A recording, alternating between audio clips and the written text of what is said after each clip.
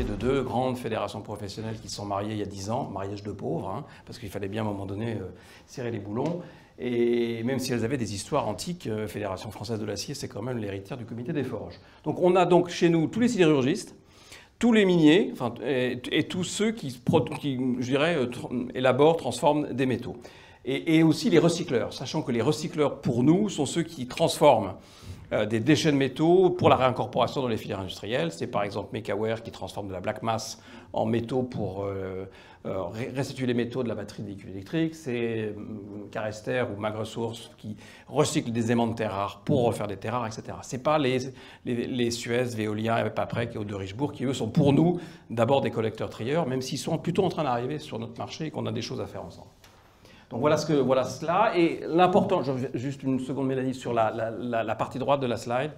Notre vision, que je martèle sans jeu de mots partout, et je vais vous donner l'occasion de le faire avec vous, parce que je pense que c'est un message que vous pouvez embarquer aussi, c'est que notre filière, c'est le socle de l'économie du pays, tout simplement. C'est-à-dire que tout ce que vous avez autour de nous, tout ce qu'on produit, tout ce qu'on utilise, à un moment donné, il est soit cultivé, soit extrait. Il n'y a pas d'autre solution. Jusqu'à présent, en tout cas, si vous en avez une troisième, on ne va pas encore chercher les métaux sur Mars, ça viendra, mais on n'y est pas encore. Donc à un moment donné, au-delà de la plaisanterie, rappelez qu'on est le socle, quelque part, notre filière représente en tout cas le socle de l'industrie, et donc en développant ce socle, vous développez de la valeur ajoutée et vous construisez au fur et à mesure, vous en êtes un exemple, de la valeur ajoutée qui s'inscrit dans des chaînes d'approvisionnement, dans des chaînes de production vers les clients finaux. Ça veut dire que ce socle, s'il est fragile, on a du mal à construire dessus, tout simplement. Et donc ce socle est la base de la réindustrialisation. Deuxième sujet, notre filière est particulièrement concernée aussi dans les enjeux de décarbonation, pour deux raisons. La première, parce qu'elle est elle-même fortement émettrice de gaz à effet de serre, en particulier la sidérurgie voie fonte, en particulier ArcelorMittal. En fait, il n'y a que ArcelorMittal qui, à lui tout seul, fait 4% des émissions de CO2 de la France.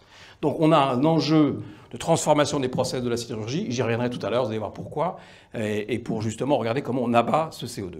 Mais au-delà de ça, le deuxième élément pour lequel on est très important pour nous dans la transition écologique, c'est qu'on produit les métaux qui vont alimenter les batteries de véhicules électriques, qui vont alimenter les éoliennes offshore, qui vont alimenter les panneaux photovoltaïques, qui vont permettre de construire des centrales nucléaires, etc. Donc à un moment donné, tous ces métaux-là, qui sont recherchés partout dans le monde parce que tout le monde s'y précipite, parce que tout le monde fait sa transition écologique d'une manière ou d'une autre.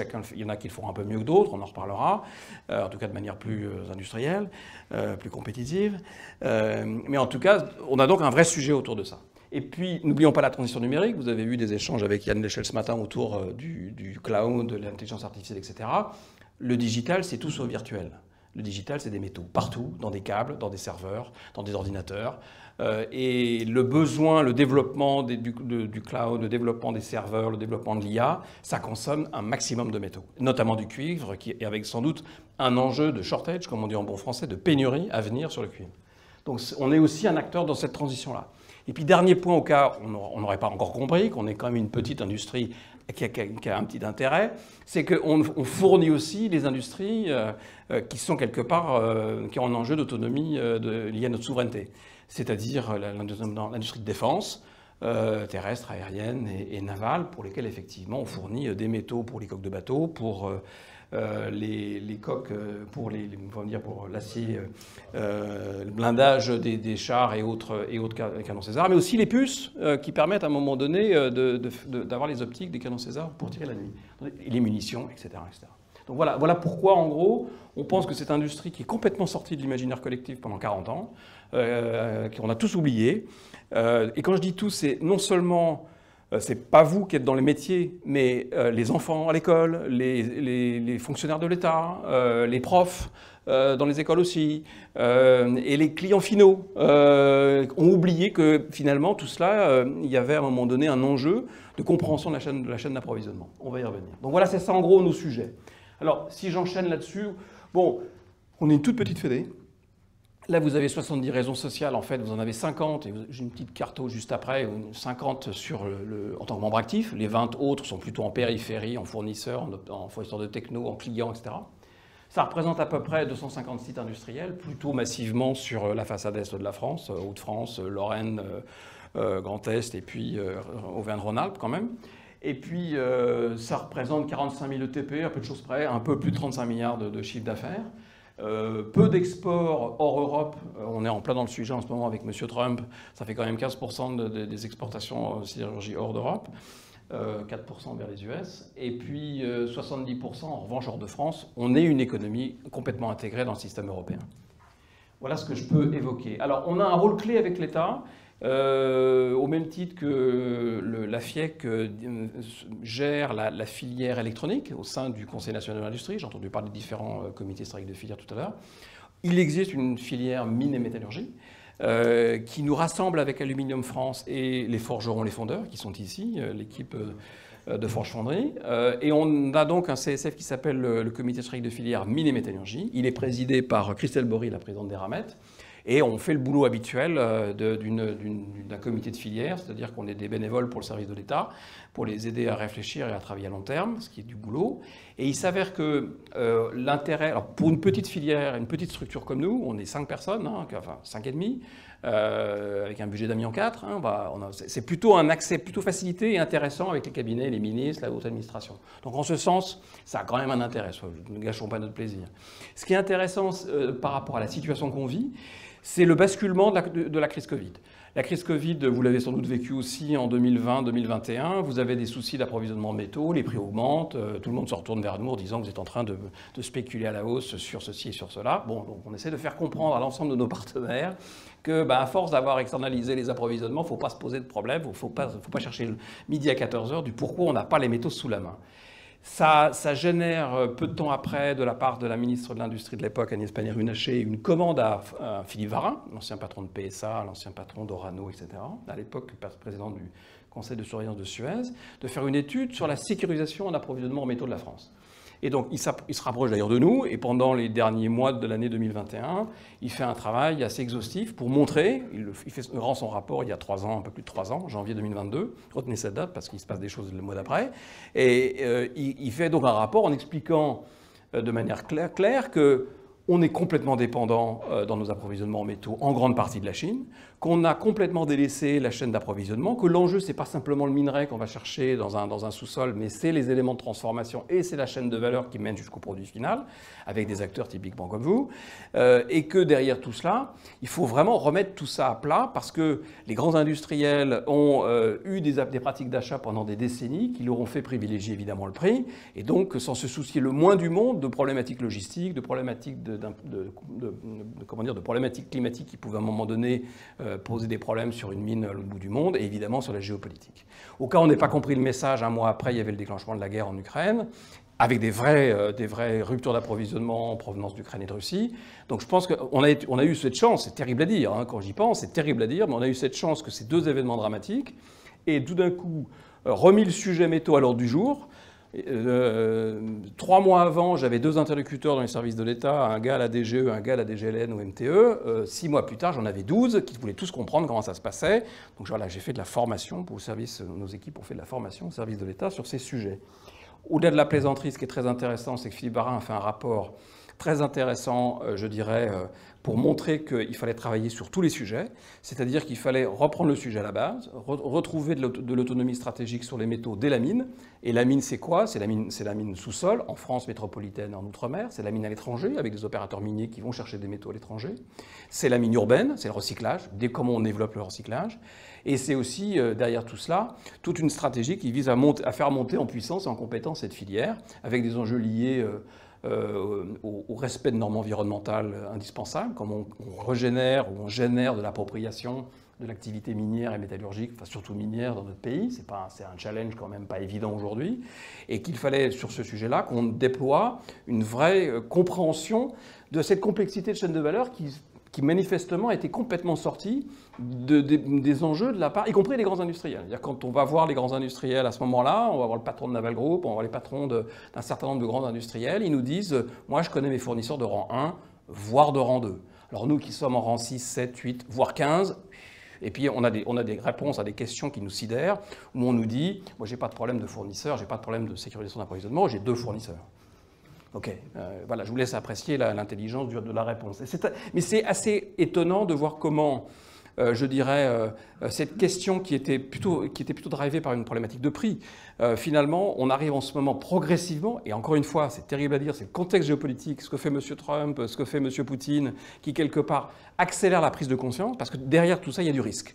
Il y a du risque sur une rupture de chaîne d'appro, il y a un risque sur un PNL d'entreprise, il y a un risque sur une capacité de production ou livrer un client. Donc c'est ça qui fait évoluer les choses. Donc voilà, donc on a, je cite là-dedans, dans cette slide, 2 outils qui ont été mis en place suite au rapport Varin. Le premier, c'est l'OFREMI, l'Observatoire français des ressources minérales pour l'industrie. La FIEC qui est associée, le CSF électronique qui est associé parce qu'il y a évidemment un enjeu. Et puis la mise en place d'un délégué interministériel, bah oui, quand on a 15 interlocuteurs État, il faut les coordonner. Donc on a un délégué interministériel qui a eu, je suis taquin, mais il pose le bon message et il est plutôt un bon relais de nos préoccupations pour effectivement, notamment solliciter et faire de la pédagogie auprès des grands industriels et harmoniser les politiques publiques de l'État sur ces sujets-là. J'oublie un point, c'est qu'on a aussi une diplomatie minière qui s'est mise en place pour faire que nos ambassadeurs et autres acteurs économiques à l'international puissent nous permettre d'identifier des solutions, parce qu'évidemment, si on ne tient compte que des ressources qu'on a sur notre sol et des capacités de les trouver rapidement sur notre sol, on ne va pas régler le problème de maintenant. Bon, donc si on passe juste après, je passe rapidement là-dessus, passons après, ce n'est pas le plus important. Voilà, vous avez là une cartographie de nos adhérents, j'imagine que vous en connaissez un certain nombre, dans le cuivre, dans le plomb, dans la sidérurgie, dans le recyclage de terres rares. Voilà, vous avez, encore une fois, vous avez à peu près là, la cinquantaine ou les 70 adhérents qui sont présents sur le site. Vous remarquerez que quand on creuse bien, on n'a pas beaucoup de Français de souche, comme dirait l'autre, pardon de l'expression, mais en gros de Français qui ont un centre de décision stratégique en France. On n'en a quand même pas beaucoup, notamment dans la sidérurgie, et que sur d'autres acteurs, on a des ETI, des PME qui se développent. Notez qu'on a de plus en plus de start-up, 45-8 qui extrait d'hydrogène blanc, Vulcam qui fait de la métallurgie amorphe sur des toutes petites places très techniques, des gens comme ça qui sont en train de... Et naturellement tout ce qui est recycleur de terres rares, recycleur d'aimants de terres rares, pardon, ou recycleur de batteries. Donc là, on a heureusement ces différents acteurs. Voilà, si on passe directement à la slide d'après sur la décarbonation. La décarbonation, enfin, cette slide, c'est juste pour vous rappeler le contexte dans lequel se trouve aujourd'hui la sidérurgie européenne, qui est une sidérurgie qui est confrontée, comme je l'évoquais tout à l'heure, à une transformation de process de la voie fonte qui va passer, qui devrait, pour se décarboner, n'a pas le choix. On est obligé de réduire le minerai de fer, non plus avec du coke et du charbon qui émet donc qui génère ce CO2, mais de le réduire, ce minerai de fer, par du gaz naturel ou de l'hydrogène. Le problème étant que dans les deux cas, il faut chauffer, donc on a besoin, ce que le charbon faisait en même temps que la réduction, donc on a besoin de beaucoup d'énergie, et quand je dis beaucoup, c'est une tranche de PR, et qu'on a besoin derrière tout cela d'hydrogène blanc, pas d'hydrogène vert, pardon, d'hydrogène décarboné, donc de l'énergie en plus. Et qu'aujourd'hui, on n'a pas les conditions ni d'avoir de l'énergie décarbonée pas chère, en tout cas au prix qu'on avait jusqu'avant les années précédentes. On a les enjeux que vous vivez sans doute peut-être aussi de post-ARENH, dont vous avez entendu parler, de tarifs de l'électricité pour des industriels électro-intensifs que nous sommes. On n'a pas de visibilité sur les prix à long terme. On n'a même pas de visibilité sur la capacité à produire de l'hydrogène à coût raisonnable à horizon 10 ans. Donc cette absence de visibilité met en suspens les investissements, et c'est pour ça qu'ArcelorMittal n'appuie pas sur le bouton de sa décarbonation, même s'il a une promesse de subvention de 850 millions. La transformation de son process à Dunkerque sur 1 au fourneau, c'est un peu moins de 2 milliards. Il en a 4 en France, il y en a 15 au total en Europe, donc vous imaginez les factures, les enjeux dont on parle. Donc c'est ça le sujet. Et en même temps, dans ce contexte-là, on a en plus un marché qui n'est pas prêt, et vous le savez bien, personne n'est capable, n'a envie de payer un acier vert ou un acier décarboné. Enfin, il n'y a pas de premium marché aujourd'hui sur ça. Les constructeurs automobiles ne sont pas en train de, nous ne dirons pas le contraire aujourd'hui sur ces sujets-là. Et puis, on est dans un contexte mondial très particulier, sur la sidérurgie en particulier, qui fait que le ralentissement de la croissance chinoise et la puissance de la Chine dans la sidérurgie, la Chine, c'est 56% de la production d'acier. La France, 0,7%. L'Europe, 7%. C'est ça la réalité. Hein. Et le grand qu'on voit, ArcelorMittal, numéro 2 maintenant, il a 6% du marché mondial.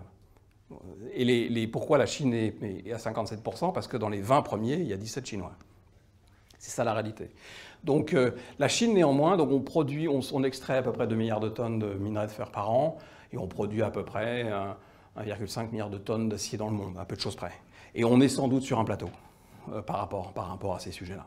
Et donc, les industries, les pays dits émergents, les fameuses BRICS, dont fait encore partie étonnamment la Chine, mais il y a aussi l'Inde, évidemment, l'Afrique du Sud, le Brésil, toutes ces économies qui visent, finalement, essayent de faire ce que nous avons fait, nous, à une certaine époque, il y a un peu plus d'un siècle, c'est-à-dire de faire élever le niveau de vie de leur population en développant leur économie. Ils font ce qu'on a fait à l'époque, c'est-à-dire qu'ils développent le socle métallurgique, ils développent le socle sidérurgique. Et ils n'ont pas forcément... ils développent ce socle sans avoir... avec de la subvention, avec une relative... un respect des lois du marché qui est tout à fait relatif, avec donc des règles qui sont évidemment pas celles qui s'imposent à nous. Et donc ça crée des surcapacités en sidérurgie qui sont considérables. C'est 3 fois la production européenne. L'Europe, c'est 136 millions de tonnes d'acier, 136 millions de tonnes d'acier par an. Les surcapacités, on les évalue entre 400 et 500 millions de tonnes. Donc toutes ces surcapacités, qu'est-ce qu'elles font? Elles se déversent là où les portes sont ouvertes. Et où sont ouvertes les portes? En Europe. Donc c'est ça le sujet qu'on a, et on a pourtant mis en place des mesures de sauvegarde il y a plusieurs années, suite d'ailleurs aux premières mesures de Trump, mais après les dispositifs sont calés sur des quotas correspondant à des consommations et à des typologies de produits qui fait que c'est des passoires, et puis on met en place des dispositifs visant à regarder les mesures anti-subvention, anti-dumping, anti-contournement, mais nos compétiteurs, ils sont à la fois plus malins et beaucoup plus rapides que la Commission européenne, donc on est envahi par ces produits qui arrivent sur le marché à des prix qui sont quasiment le prix de la ferraille aujourd'hui. Donc on a un vrai problème de survie de cette industrie liée à ça, d'où l'objectif de se protéger par des mesures de défense commerciale, des mesures protectionnistes, un petit peu, il faut être clair, et de mettre en place des règles de concurrence loyale. C'est le fameux CBAM, le mécanisme d'ajustement carbone aux frontières dont vous avez entendu parler, mais dans la complexité de mise en œuvre et la difficulté d'intégrer que la partie de production d'acier, pose plein de problèmes. On reste, nous, des fervents supporters du CBAM. On pense qu'il faut le faire, parce que sinon on a un vrai problème de survie, mais il faut l'envisager dans le cadre d'une politique industrielle de long terme, et l'envisager avec les filières aval, parce que si je protège l'acier mais que je ne protège pas le producteur de porte de voiture, le producteur de porte de voiture, il ira s'installer en dehors de l'Europe, et puis il importera ses portières de voiture en Europe sans être impacté par le CBAM. Donc ça paraît évident, mais les choses les plus évidentes ne sont pas forcément les mieux partagées à l'échelle de la Commission européenne. Donc voilà, on a dans la fédération les ferroalliages, Comilog, Befesa, des gens, Ferroglobe, etc., qui sont des fournisseurs en ferroalliage de la sidérurgie. Eux vivent exactement le même sujet, sur capacité. Eux, ils sont même plus atteints, ils tournent parfois même à 40% de leur capacité aujourd'hui. Et leur fédération européenne, Euralliage, est venue nous voir en disant « On voudrait que vous nous souteniez pour les mesures de sauvegarde des ferroalliages ». Première réaction des sidérurgistes, quelle est-elle? La vôtre. Ah, ça, surtout pas. Surtout pas, et on va avoir les prix qui augmentent, ça va être l'horreur, etc. On les a mis autour de la table, on a discuté, on a finalement compris que la situation était telle que si les mesures de sauvegarde respectaient un certain nombre de règles par rapport au prix de marché de l'époque, par rapport au volume contenu, un peu d'historique de marché, etc., ça pouvait avoir un bénéfice parce qu'à moyen terme, c'était extrêmement risqué pour la sidérurgie européenne de perdre ses fournisseurs de ferro. Donc, quand on arrive à discuter, on trouve des solutions par rapport à ça. Mais je comprends, le sujet n'est pas simple, mais il faut effectivement, à un moment donné, se mettre autour de la table pour en discuter. Oui, j'ai dit ah oui, il ne faut pas oublier, on parle de la Chine, n'oublions pas le bassin méditerranéen. Sur l'ensemble du bassin méditerranéen, vous avez des capacités de production non seulement d'acier, mais aussi de DRI, ce fameux pré-réduit, donc ce fer qui est réduit, c'est pas encore de l'acier parce qu'il n'y a pas de carbone dedans, mais c'est du fer qui a été réduit par de l'hydrogène ou par du gaz naturel. Évidemment, le nord de l'Afrique, Égypte, Algérie, Tunisie en particulier, mais aussi Turquie, si je descends un peu plus vers la zone MENA, c'est-à-dire Oman et Émirats arabes unis, ils ont du minerai de fer, ils ont du gaz pas cher, ils payent peu leur énergie. Donc aujourd'hui, on parle de 5 € le mégawattheure, ça fait rêver. Et donc ils sont en train de préparer des productions, 50 millions de tonnes d'acier à horizon 5 ans. 50 millions de tonnes, c'est presque la moitié de la production européenne. Alors on imagine qu'une partie de cette production est faite pour des besoins domestiques, mais c'est clair qu'une autre partie, et les Algériens ne s'en cachent pas aujourd'hui, c'est aussi pour l'exportation. Donc on a aussi ce sujet à gérer, et la question c'est vraiment ça, c'est est-ce que demain on aura encore de la production d'acier sourcé en Europe, qui va produire le DRI, comment on va faire évoluer la sidérurgie européenne. On a un vrai sujet autour de ça. Et là, vous le voyez, merci d'avoir passé sur cette slide parce qu'on est en plein dedans. Donc la voie, on a, rappelons-le, deux voies de production d'acier. La voie fonte, qui est la voie historique, où on réduit le minerai de fer par du charbon et du coke, et la voie électrique, où on récupère de la ferraille. Dans un premier cas, l'objectif, c'est de changer de process, donc les investissements considérables à mettre en œuvre, la transformation sociale aussi qui va avec en termes de compétences. L'autre côté, on a la première voie, c'est 1,8 à 2 tonnes de CO2 par tonne d'acier produite. Et dans l'autre cas, donc voie électrique, je récupère de la ferraille, un peu triée, décupérisée, parce qu'on n'aime pas trop le cuivre et autre chose de ce genre. Je mets ça dans les fours et je produis de l'acier liquide. Dans le deuxième cas, on est entre 0,4 et 0,6 tonnes donc 400 à 500 kg de CO2 aujourd'hui. Si on est nucléaire derrière. Si on a une électricité décarbonée dans les deux cas. C'est vrai que ça monte dans les deux cas, mais on est d'accord. Si on a une électricité décarbonée. Alors, il s'avère qu'en France, on a plutôt cette chance, en tout cas si on arrive à discuter intelligemment avec EDF et avec la réglementation des prix de l'électricité en Europe, ce qui est loin d'être gagné. Donc le sujet, c'est quoi? C'est de se dire... Et c'est un peu l'éléphant dans la pièce en ce moment dans la filière. Et la problématique que je vais poser, je n'ai malheureusement pas la solution, c'est qu'en gros, pour se décarboner, il faut donc mettre en place des outils qui permettent de réduire le minerai de fer si on veut garder la même proportion entre la voie fonte ou le futur de la voie fonte et la voie électrique. Or, on sait aujourd'hui que ce n'est pas possible. On sait que ce n'est pas possible, parce que ça voudrait dire qu'on a un programme chinois de construction d'une centrale nucléaire pour tous les 6 mois.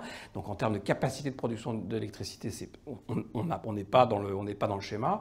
Et puis, deuxièmement, les coûts aussi liés à l'hydrogène et à ces disponibilités-là nous paraissent hors d'atteinte. Donc, factuellement, imaginez que demain, on aura un schéma sidérurgique européen où on a 65%, qui est à peu près le taux aujourd'hui, fait par DRI et 35% fait par voie ferraille. Ça ne peut pas se passer comme ça. Pour mémoire, aux États-Unis, le ratio est exactement l'inverse. C'est-à-dire que les États-Unis, ils ont 30% voie fonte et 70% voie électrique. Ceux qui sont en train de partir dans le DRI aujourd'hui en Europe, c'est les Scandinaves, parce qu'ils ont le minerai de fer, l'hydroélectricité, la chaîne de valeur intégrée, et ils sont plutôt sur des aciers spéciaux, particuliers ou à spécificité. Donc eux, ils sont partis. En Europe, vous avez deux acteurs qui ont appuyé sur le bouton. SHS à Saarbrück, à Dillinger en Sarre, c'est Zarstelascoval, c'est Rai, et puis c'est Dillinger à Dunkerque, qui eux ont décidé d'y aller.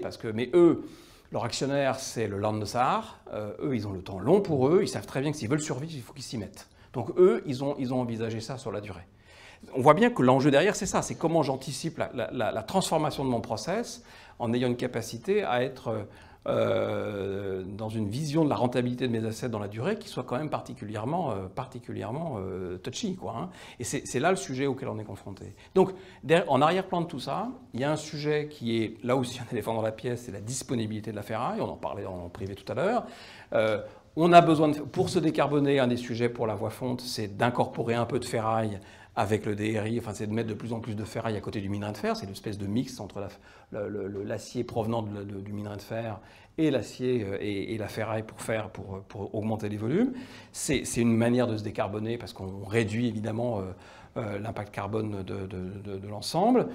Ça veut dire simplement que pour les industriels de la sidérurgie voie fonte, les demandes en ferraille pour se développer dans ce sens-là vont être considérables.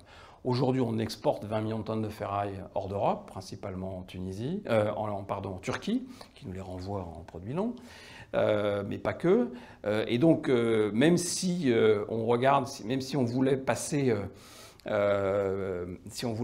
toute la filière sidérurgique en voie électrique, on aurait un problème à un moment donné d'identification des flux de ferraille. La richesse, nous, la conviction qu'on a, mais c'est une conviction qui n'est pas complètement consensuelle à l'intérieur même de la filière, c'est que la richesse majeure de notre territoire, c'est la ferraille, justement. Parce qu'on a 150 ans d'histoire métallurgique derrière nous et que des stocks de ferraille, il y en a partout. Et la Tour Eiffel. C'est pas de la fonte, c'est pas de l'acier, hein, la Tour Eiffel. Mais bon, vous avez raison. Donc il y a un sujet là-dessus et on est en train de travailler en ce moment pour regarder comment on optimise notre la vision qu'on a du gisement de ferraille pour qu'effectivement on considère que ce gisement de ferraille, ça permet d'assurer la transition de la sidérurgie. Et ça nous amène par exemple dans nos relations à avoir des dialogues avec Fédérec, que vous connaissez. Fédérec, les collecteurs-trieurs de déchets, avec qui on a des relations historiques qui sont quand même assez sportives. Hein. Nous, on leur interdit, enfin on n'arrête pas de faire des plaidoyers comme vous, hein, dans les relations qu'on a aussi avec la FIM aussi, mais nous on râle parce qu'on leur interdit, on prend toutes les mesures possibles pour leur interdire d'exporter de la ferraille hors d'Europe, et ils nous disent, mais vous m'interdisez d'exporter, mais où sont vos capacités? Donc en fait, on se prend la queue dans nos schémas. Donc on se rend compte qu'il faut qu'on dépasse complètement ça. Donc on est en train de le faire et de travailler ensemble pour avoir un message commun vis-à-vis de l'acteur public et politique pour dire, attendez, sur ces sujets-là, croyez pas qu'on soit pas aligné. On est peut-être concurrents, on a peut-être un problème sur le court terme, mais sur le long terme, on a les mêmes sujets. Et je pense qu'on a entre nous, à l'échelle de la filière métallurgie mécanique, le même enjeu. C'est qu'à un moment donné, on peut se bagarrer sur les prix, sur les conditions de marché, sur les pratiques commerciales. Je ne suis pas en train de faire de l'angélisme sur mes acteurs, je les connais par cœur, et vous aussi. Je dis simplement qu'à un moment donné, si on n'est pas capable de tenir un discours commun tous ensemble vis-à-vis de l'acteur public qui, on se le dit ici, vous le savez, a du mal à comprendre, on se le disait tout à l'heure, a du mal à comprendre les enjeux, les leviers, la chronologie, le temps long qu'on a besoin pour, je dirais, digérer les amortissements de nos assets et mettre en place des chaînes de valeur résilientes. Donc là, on a aussi un combat commun à faire. Donc faisons la part des choses entre les sujets sur lesquels on est capable de travailler ensemble et puis les sujets sur lesquels on se coltinera ensemble parce qu'on n'est pas d'accord à court terme. Voilà. Après, alors le sujet de l'approvisionnement en métaux, je vais passer assez vite parce que je pense que c'est un sujet qui a été quand même très débattu et très documenté, mais encore une fois, vous aurez les slides. Juste vous rappeler qu'on a des métaux partout, ça vous le savez parfaitement. Donc si on passe à la slide d'après, moi j'ai fait un petit exercice que je peux vous démontrer. Bon, là c'est une map et vous avez derrière chacun des carrés l'ensemble des métaux qui sont utilisés dans les produits des filières concernées. Si je fais mon élargissement, voilà ce que ça donne. C'est-à-dire qu'en gros, vous avez entre 20 et 30 métaux dans tous les produits de toutes les filières industrielles. Ça veut dire qu'on est très très dépendant de tous les métaux par rapport à ça pour l'ensemble des filières industrielles. Donc pour nous, on voit bien que les métaux reviennent en force dans les politiques publiques, avec transition écologique, souveraineté et réindustrialisation. Maintenant, ce dont on a besoin, c'est des politiques publiques qui soient cohérentes. C'est-à-dire qu'on n'est pas d'un côté une politique climat qui dit on veut abattre du CO2, et dans ces cas-là, on leur dit désindustrialiser, c'est le plus simple, hein, vous arrêtez l'industrie.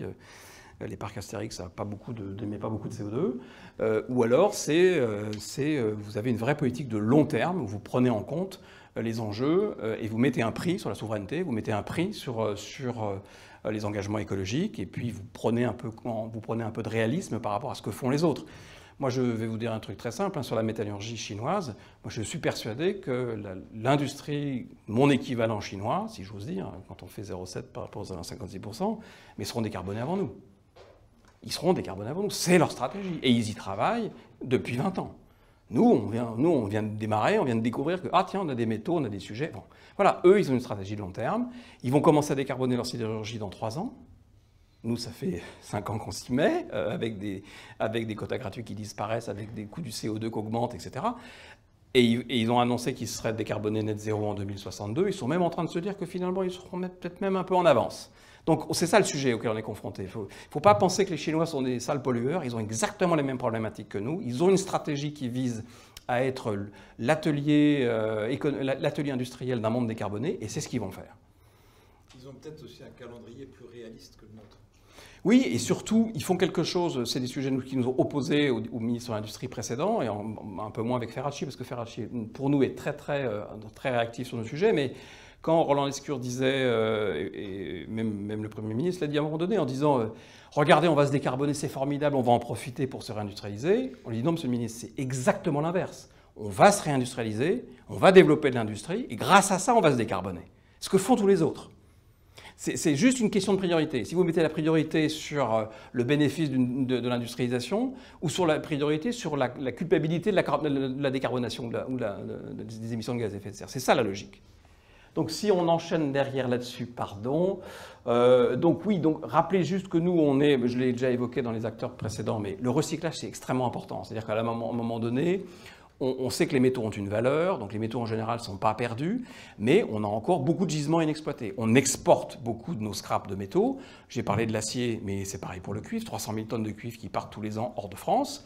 Là, Nexans vient de faire un investissement pour en récupérer 80 000 tonnes, mais il le fait pour ses propres besoins. Il est d'ailleurs au Gimelec ou à la FIEC, Nexans de mémoire, sur son activité câble. C'est intéressant, mais il le fait pour ses propres besoins. Donc autrement dit, j'attire votre attention là-dessus, il fait un investissement et pour lequel il a un client, c'est lui-même, en tant que vendeur de câbles. Nous, le problème qu'on a, c'est, je veux bien recycler des métaux, du cuivre, des alliages spécifiques, etc., mais qu'est-ce que je vais avoir comme client derrière dans la filière ? Et c'est le sujet sur lequel on a besoin, à mon avis, vous comme nous, quand on voit des problématiques industrielles qui se font jour, d'avoir un discours cohérent. Le message que j'avais envie de vous passer aujourd'hui par rapport à ça, c'est l'industrie de défense. On nous dit qu'il faut développer la capacité de l'industrie de défense européenne. On a la chance d'avoir des maîtres d'ouvrage industriels de la défense français plutôt performants, vous les connaissez, les Thales, les Dassault, les KNDS, les MBDA, etc., les Naval Group, etc. On nous parle de centaines de milliards à mettre sur la table, très bien, mais si on n'aborde pas d'emblée le fait que pour structurer, pour élaborer les produits de défense, j'appelle produits de défense un char, un canon César, un obus ou un sous-marin, peu importe, mais si à un moment donné, si on veut développer cette capacité sur la durée, on ne se pose pas la question tout de suite de quelles sont les capacités industrielles sur l'ensemble de la chaîne de valeur, y compris la vôtre. À un moment donné, on va juste passer à côté du sujet. Parce qu'à un moment donné, on va se rendre compte que si on pose le problème à un instant T, un client pose à vous et vous à nous pareil, si vous nous dites j'ai besoin de tant de tonnes ou de tant de qualité d'acier ou d'alliage spécifique pour tel type de production, il vous les faut pour quand? Si c'est possible, si je peux vous les fournir dans 3 ans, ça va me permettre de faire l'investissement, ça va me permettre de former les gars, ça va me permettre d'optimiser ma production industrielle. Si vous me le dites du jour pour le lendemain, ça ne va pas le faire. Donc on a vraiment besoin, là aussi, vis-à-vis des grands acteurs de la défense, et notamment vis-à-vis des fédérations, le J4, le JFAS et le JICAN, qui sont les trois fédérations des industries de défense, on a besoin aussi de leur tenir ce discours en disant « faut qu'on travaille ensemble, vous connaissez mal votre chaîne de valeur, donc vous ne savez pas du tout les besoins réels dans métaux qu'ont vos fournisseurs de rang 3, 4, 5, et donc peut-être qu'à un moment donné, je ne connais pas très bien, même pas du tout votre industrie, donc je vais sans doute dire des conneries, mais peut-être qu'il y a à un moment donné dans votre industrie des produits qui sont complètement stratégiques en termes de pompe pour un engin de défense, et peut-être qu'à un moment donné, le ministère des Armées dira sur ce produit, je veux une souveraineté à, je sais pas, 60%, 70%, en tout cas, et dira que sur ce produit, je veux avoir une maîtrise de ma vulnérabilité, que je connaisse. C'est bien le problème, c'est-à-dire que ça fait 3 ans qu'on parle de métaux, ça fait 3 ans qu'on nous parle de réindustrialisation, qu'on nous parle de transition écologique, etc. Et ce travail de fond qui vise à regarder comment on remuscle notre industrie pour lui permettre effectivement de s'engager dans des chaînes de valeur dans lesquelles les intérêts des différents maillons, c'est ce que vous évoquiez par défaut sur les mesures de protection. Mais si on arrivait à aligner les intérêts des acteurs sur la chaîne de valeur, on aurait, à mon avis, des résultats plus probants. Quand Eramet annonce, il y a quelques mois, j'arrête mon projet de recyclage de batteries que j'ai avec Suez, parce que la black mass aujourd'hui, elle part d'Europe pour aller en Corée où on l'achète 3 fois le prix et je n'ai pas de clients qui vont me permettre d'acheter les produits qui vont être pour faire des PCAM et des CAM. Vous savez que la chaîne de valeur, c'est du lithium, du cobalt, du nickel, du manganèse, des précurseurs de cathode et d'anode, ce qu'on appelle les PCAM, et puis derrière les CAM en question, et puis après la batterie dans la Gigafactory. Mais là, on a des Gigafactories. Vercor est plutôt une très très belle entreprise en la matière, mais il faut des producteurs de PCAM.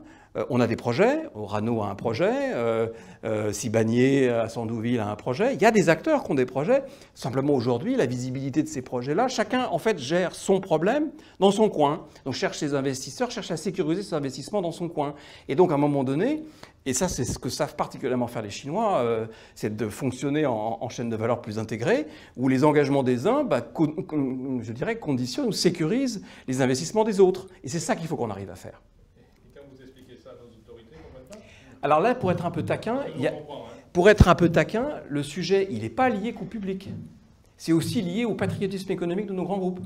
Quand EDF, SNCF et autres Renault laissent tomber leurs forgerons ou leurs fondeurs, on peut se poser la question.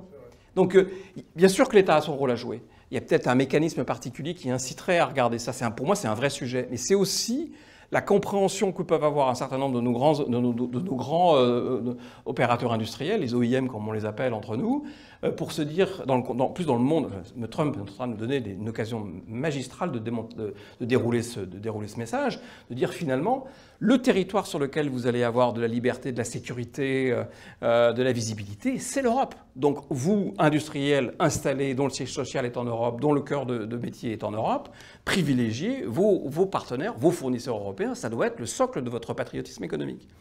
On en est encore loin, hein. Mais on va y venir progressivement. Donc si je continue, donc là je passe rapidement là-dessus, ça a été dit largement, on est un peu les idiots utiles entre la Chine et les États-Unis.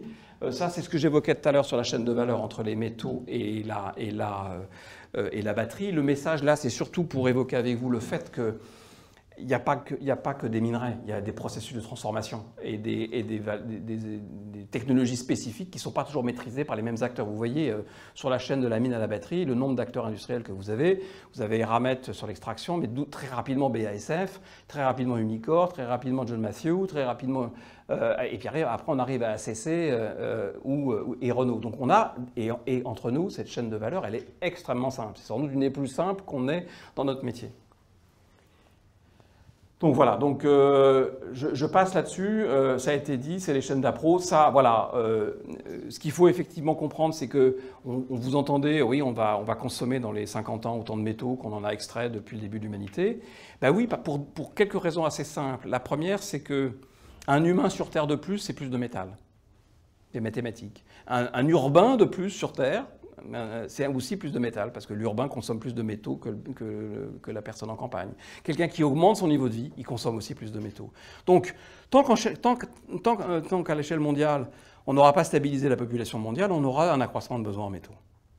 C'est mathématique. Donc ça veut dire quoi? Ça veut dire qu'on ne peut pas miser que sur le recyclage.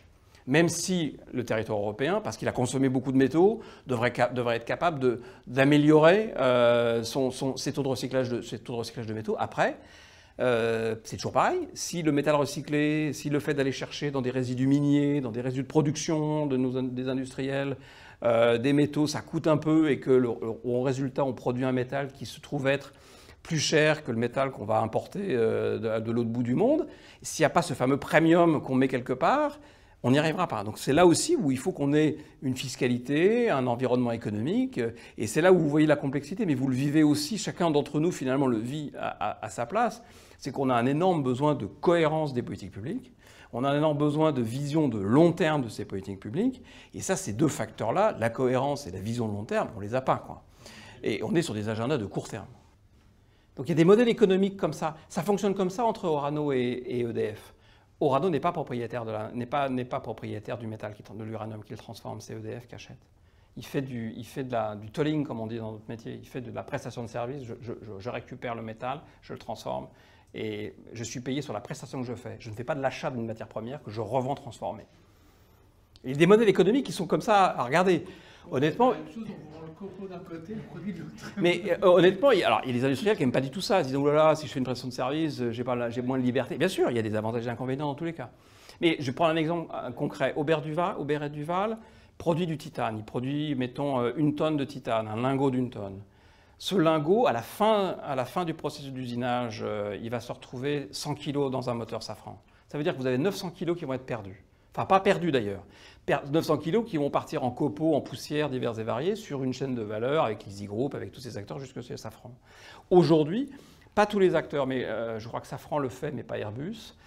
Vous avez dans les achats de matériaux, dans les achats de métaux qui sont négociés avec Aubert et Duval, il y a dans le contrat des dispositions qui font qu'il y a un intérêt à ce que le métal perdu par l'usineur soit récupéré au bénéfice de la filière. Parce qu'après, vous avez des acteurs qui récupèrent ces déchets, qui vont les vendre plus offrant, et les États-Unis sont acheteurs de titane, notamment de copeaux, sur ces sujets-là. Donc voilà, c'est tous ces sujets-là qu'il faut qu'on arrive à régler.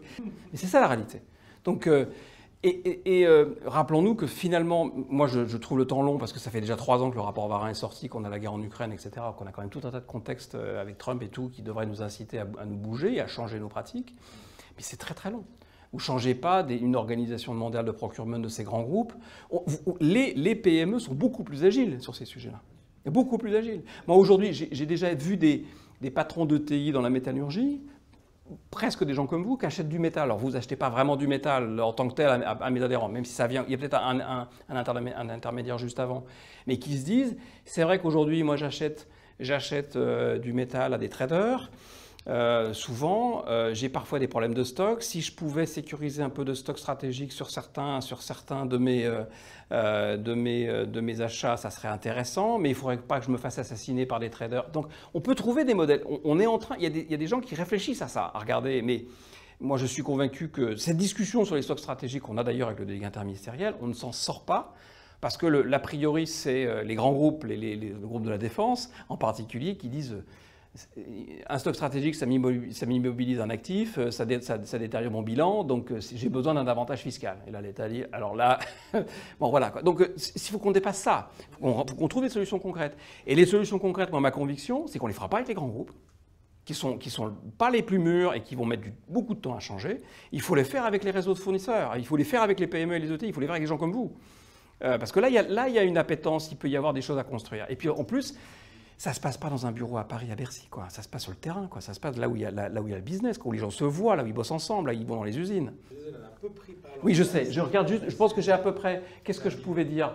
Passons là-dessus. Le CRM Act, ça c'est juste pour vous dire que la bonne nouvelle, c'est qu'en 3 ans, il s'est quand même passé des choses. Il y a eu un Critical Raw Material Act qui a été mis en œuvre à l'échelle européenne. C'est un peu un bébé du produit du rapport Varin. Il y a des projets stratégiques qui ont été identifiés. Vous avez la carte que j'avais juste avant. Donc, OK, on avance. Il n'y a encore pas les moyens financiers, mais il y a quand même des choses qu'il n'y avait pas avant. Oui, c'est un peu ça le sujet. Ça avance à la vitesse européenne. Les sujets qu'on a évoqués tout au long de cet échange, c'est-à-dire la cohérence, la chaîne de valeur et le temps long, ça reste les sujets majeurs sur lesquels il faut qu'on progresse. Voilà. De toute façon, à votre dispo, je vous enverrai cela. On a un site web qui est tout nouveau chez A3MS, chez A3M, qui s'appelle a3ms.fr, S pour syndicat. Il y a plein de trucs dessus, n'hésitez pas. Et puis à votre disposition. Hein. Nous, on a besoin de porter cette bonne parole auprès des acteurs et que vous soyez les relais de tout ça. Merci à vous. Grand merci. Merci beaucoup.